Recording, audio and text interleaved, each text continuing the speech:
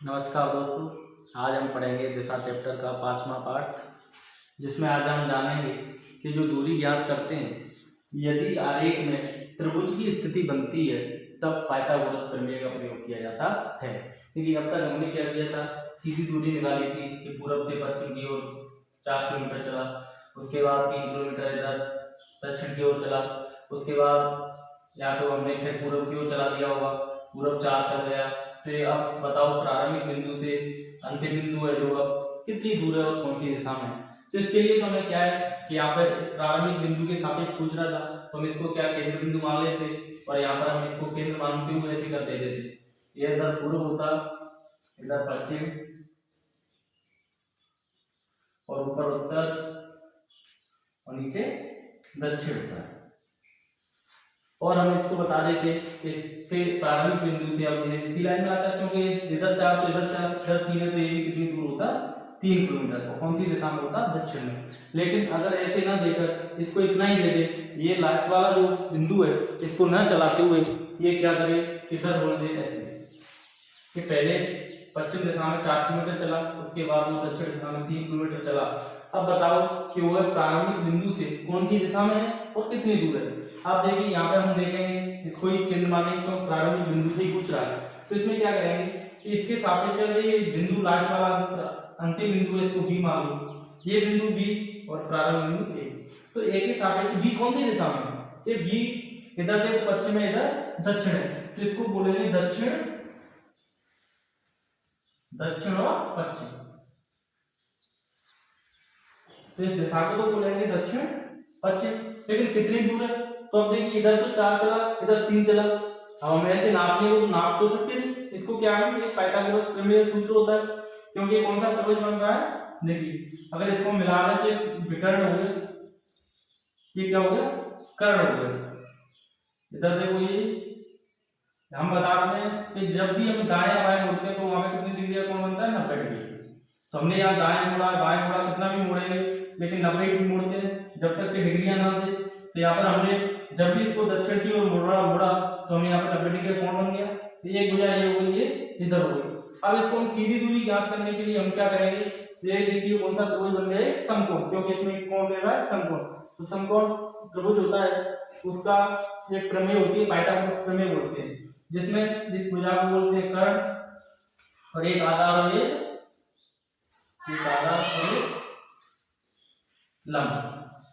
अब इसके लिए सूत्र होता है, फिर ये भुजा निकालनी है, ये भुजा निकालनी है, तो इन दोनों के वर्गों का योग ये तीसरी भुजा के वर्ग के योग के बराबर होता है। तो अब हम देखेंगे कि पाइथागोरस प्रमेय क्या है। तो पाइथागोरस प्रमेय देखिए, मान के चलिए कोई समकोण त्रिभुज है, ये इसका आधार, ये लंब, इसको बोलते हैं पृष्ठ। ये यहाँ पे 90 डिग्री का कोण। देखिए जहां पे भी 90 डिग्री का कोण बनेगा उसके सामने वाली भुजा सबसे बड़ी होगी, और कितनी होगी उसको क्या बोलेंगे, कर्ण बोलेंगे, क्योंकि सबसे बड़ा कोण कौन सा होता है, 90 डिग्री का। त्रिभुज में सबसे बड़ा 90 डिग्री का कोण ही समकोण है, क्योंकि ये कोण तो छोटे छोटे रह जाएंगे, क्योंकि सभी कोणों का योग कितना होता है, 180। 180 में 90 इसका हो गया, इन दोनों का योग 90 के बराबर होगा, यानी कि इनकी जो कोण है वो 90 से छोटे होंगे। ये बड़ा होगा, तो बड़े कोण के सामने की भुजा भी बड़ी होती है, तो इसमें कर्ण सबसे बड़ा, और एक आधार और एक लंब, जिसमें 90 डिग्री का कोण बनता है वो आधार और लंब। तो इसमें सूत्र होता है इसका कि इसके कर्ण का मतलब सबसे बड़ी भुजा का वर्ग इन दोनों भुजाओं के वर्गों के योग के बराबर होता है। यानी कि इसकी भुजा बड़ी वाली कर्ण है, तो इसको कर्ण का स्क्वायर बराबर होता है इसके और इसके दोनों के वर्गों के योग के। इसका वर्ग होगा लंब का स्क्वायर प्लस आधार का स्क्वायर। अगर बड़ी वाली भुजा का वर्ग किसके बराबर होगा, इन दोनों के योग के बराबर, वर्गों के योग के बराबर। यदि इसको हमें निकालना है तो इस वाले बड़े के में से इसको छोटे के वर्ग को घटा देंगे, यानी कि इसको हम इधर से उधर ले जा सकते हैं। मान के चलिए हमें लंब का निकालना है, तो लंब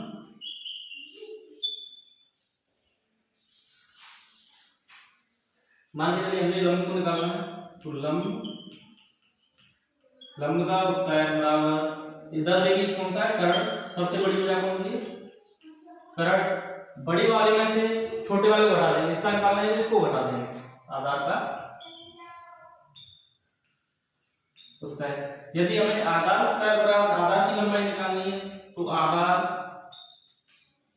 का वर्ग होगा करंट का वर्ग माइनस लंब। यदि हमें लंब स्क्वायर हटाएंगे इधर से तो उधर क्या हो जाता है? रूट हो जाता है। यदि मान लीजिए हमें आधार निकालना है तो केवल आधार अगर ये स्क्वायर है, ये दो घात है उधर जाएगी तो 1/2 घात हो जाएगी, यानी कि वर्गमूल में चली जाएगी। इधर क्या हो जाएगा? करंट का वर्ग माइनस लंब का होता है, ये अंडर रूट का कितना आएगा? वर्गमूल है ना, क्योंकि इसकी दो घात उधर जाती है बराबर की से अपोजिट दिशा में जाती है, तो इसका क्या हो जाता है? 1/2 घात यानी कि वर्गमूल होता है। अब हम उदाहरण लेते हैं, जैसे हम उदाहरण लेते हैं कि सोलन 10 किलोमीटर उत्तर दिशा में जाता है और फिर 6 किलोमीटर दक्षिण दिशा में जाता है। इसके बाद 3 किलोमीटर पूर्व की ओर चलता है, तो बताओ अब वह प्रारंभिक स्थान से कितनी दूर वो किस दिशा में है? तो देखिए सबसे पहले तो हम क्या करेंगे? वो आरेख बनाएंगे। देखिए सोलन 10 किलोमीटर उत्तर दिशा में चलता है, तो देखिए यहाँ से ये बिंदु हो गया, मान के चलिए यहाँ से हमने चलना प्रारंभ किया, तो उत्तर दिशा कौन सी होती है? ऊपर की तरफ। ऊपर कितना चलना है? ये 10 किलोमीटर ऊपर हम यहाँ आगे कितने किलोमीटर चला? 10 किलोमीटर। उसके बाद क्या है कि और फिर 6 किलोमीटर दक्षिण दिशा में जाता है। ऊपर उत्तर है तो दक्षिण किधर है? नीचे। तो फिर 10 के बाद फिर इधर वापस आता है 6 किलोमीटर, मान के चलिए यहाँ तक। ये देखिए कितना किलोमीटर है? 6 किलोमीटर। 10 किलोमीटर तो कहां से है? ये यहाँ से लेके यहाँ तक। ये 6 कहां तक है? यहाँ से लेके यहाँ तक 6 किलोमीटर चलता है। कहां तक? 6 किलोमीटर दक्षिण की दिशा में जाता है। इसके बाद 3 किलोमीटर पूर्व की ओर चलता है, यहाँ तक आ गया। उसके बाद 3 किलोमीटर किधर चल रहा है? पूर्व। पूर्व किधर होता है? इधर पूर्व, ऊपर दक्षिण, पश्चिम, ऊपर उत्तर, नीचे दक्षिण, इधर पूर्व। तो पूर्व में कितना चलेगा? 3 किलोमीटर। ये कितना चल गया? 3 किलोमीटर। 3 किलोमीटर किधर चला? पूर्व की ओर चलता है। तो बताओ अब वो है प्रारंभिक स्थान से कितनी दूर और किस दिशा में है? तो देखिए प्रारंभिक स्थान से पूछ रहा है, प्रारंभिक स्थान ये, तो इसको हम क्या मान लेंगे? केंद्र मान लेंगे। इधर कौन सी दिशा होती है? पूरा। इधर पश्चिम, और इसको हम केंद्र मान लेंगे प्रारंभिक को। इधर उत्तर और इधर दक्षिण। तो सबसे पहले तो ये कह रहा है कि कितनी दूर है, तो कितनी दूर के लिए हम क्या करेंगे? देखिए यहाँ पर ऐसे इधर से वापस आए तो फिर यहाँ पे कौन सा कोण बन गया है? 90 डिग्री।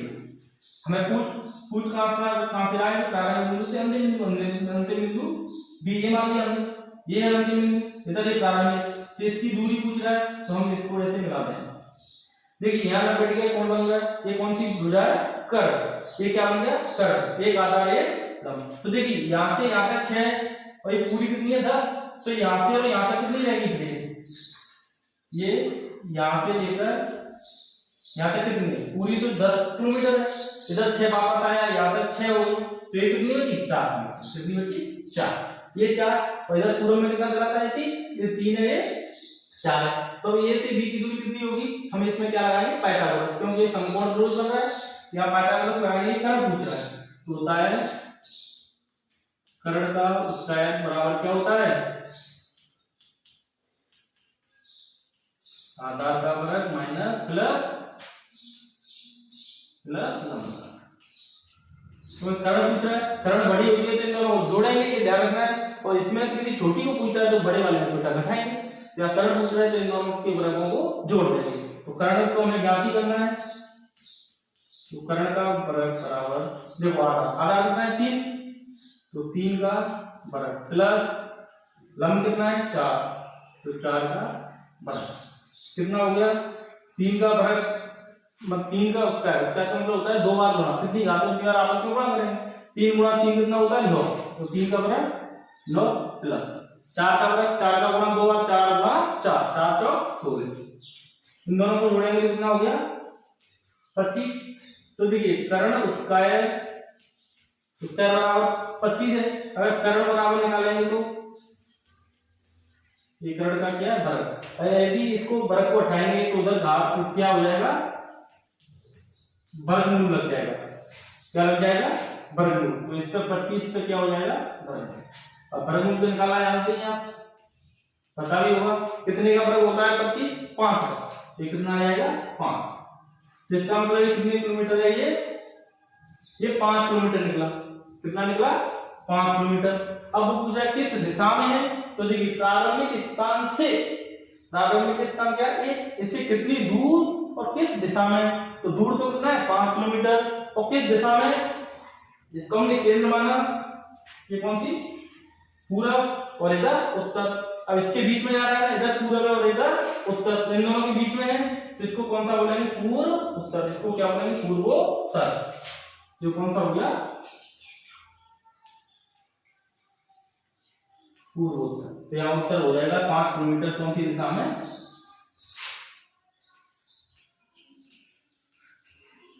पूर्वोत्तर। पूर्वोत्तर दिशा में 5 किलोमीटर। अगला उदाहरण देखते हैं। तो देखिए दूसरा उदाहरण लेते हैं कि आशा उत्तर दिशा में 4 किलोमीटर चलकर बाएं मुड़ती है और 6 किलोमीटर चलती है तथा पुनः दाएं मुड़कर 4 किलोमीटर चली। तो बताओ प्रारंभिक स्थान से वह कितनी दूर व किस दिशा में है। सबसे पहले हम आरेख बनाएंगे। जैसे जैसे चलेंगे वैसे वैसे चलेंगे। देखिए कि आशा उत्तर दिशा में 4 किलोमीटर चलती है। एक पॉइंट हो गया।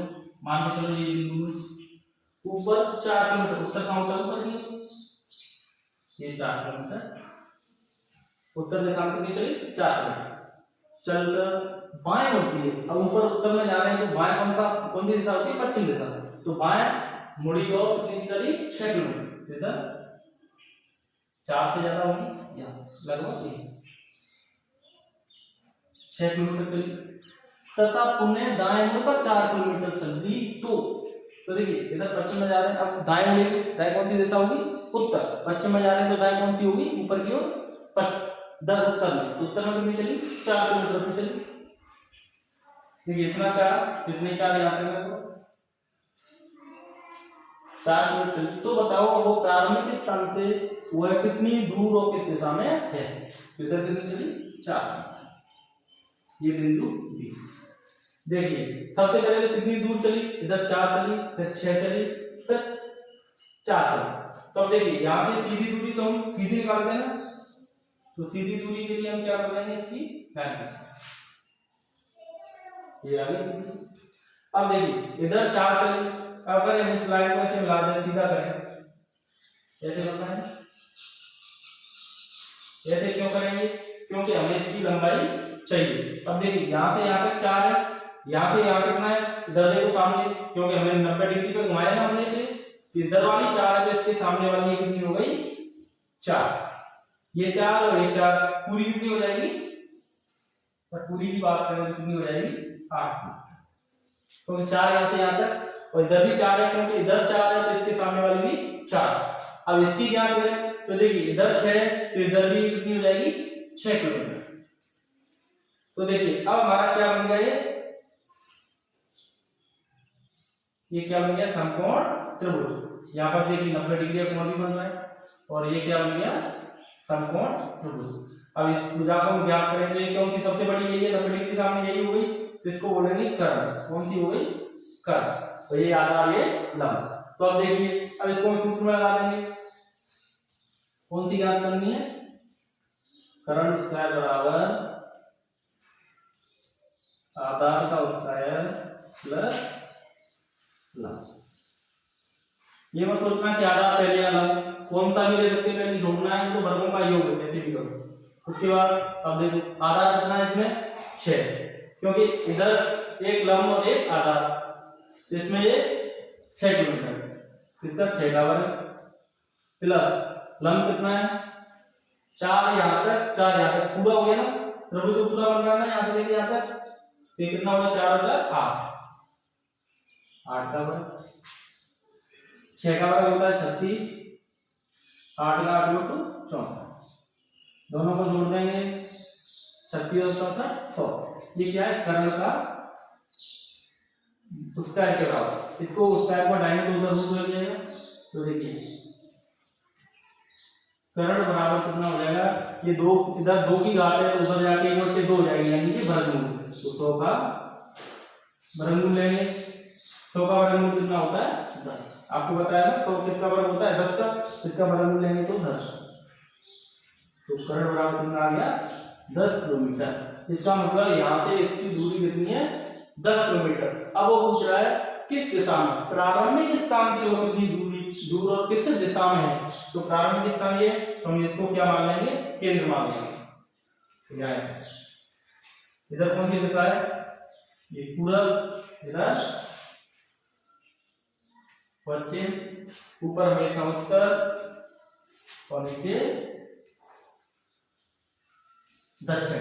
एक प्रारंभिक बिंदु से ये कौन सी दिशा में, इधर उत्तर है और इधर पश्चिम है, तो ये कौन सी दिशा होती है उत्तर पश्चिम।